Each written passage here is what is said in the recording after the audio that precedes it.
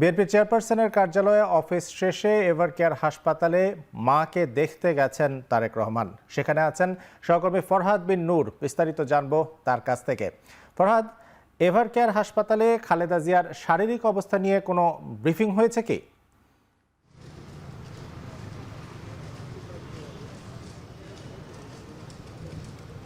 শামসুল আরিফিন, ধন্যবাদ। কোনো ব্রিফিং হয়নি আজকে এখন পর্যন্ত।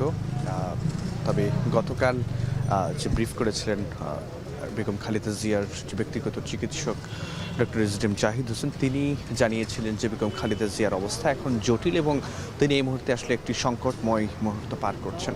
এবং কালকেও আমরা দেখেছিলাম যে অধ্যাপক শাহাবুদ্দিন তালুকদারের নেতৃত্বাধীন যে মেডিকেল বোর্ড, সেখানে দেশি বিদেশি চিকিৎসকদের যে এর মধ্য দিয়ে যে বেগম খালেদা জিয়ার চিকিৎসা নিচ্ছেন, এরপরে কিন্তু সেই মেডিকেল বোর্ড কিন্তু বসেছিল এবং সেই বোর্ডে জুবাইদুর রহমান, তারেক রহমানও ছিলেন এবং এরপরে ব্রিফ করেই কিন্তু জানিয়েছিলেন জাহিদ হোসেন যে শারীরিক অবস্থা আসলে জটিল এবং তিনি সংকটময় মুহূর্ত পার করছেন।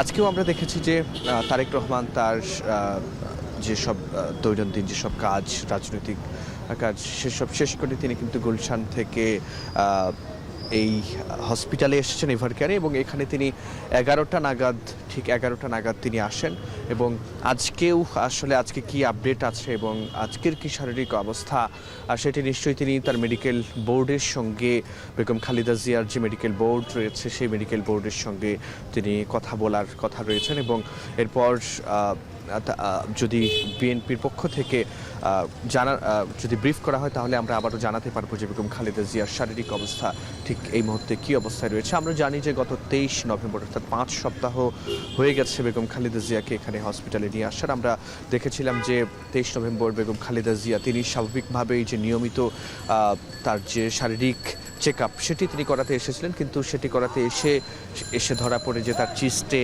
এবং ফুসফুসে ইনফেকশন হয়। এরপর তার শারীরিক অবস্থা খারাপ হয়, তাকে হসপিটালে ভর্তি করা হয়, তাকে কেবিন থেকে স্থানান্তর করা হয় সিসিইউতে এবং তিনি এখন চিকিৎসা নিচ্ছেন।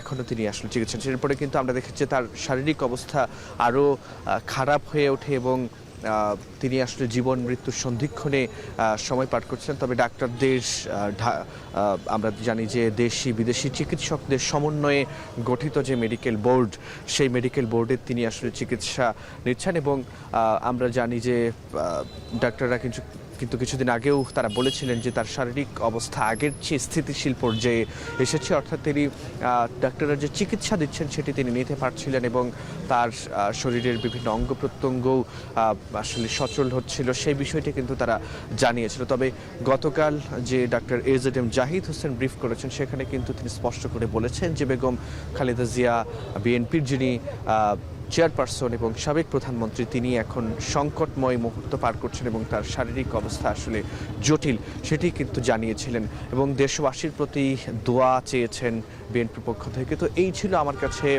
তারেক রহমান তার মাকে দেখতে এভারকেয়ার হাসপাতালে আসার সবশেষ তথ্য। ফরহাদ বিন নূর, আপনাকে অসংখ্য ধন্যবাদ আমাদের সঙ্গে যুক্ত হওয়ার জন্য।